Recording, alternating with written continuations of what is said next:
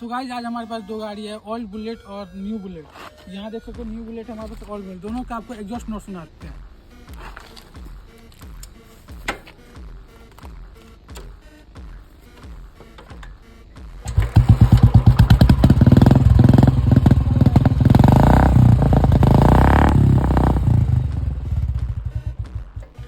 अब बात कर लेते हैं 2026 मॉडल की।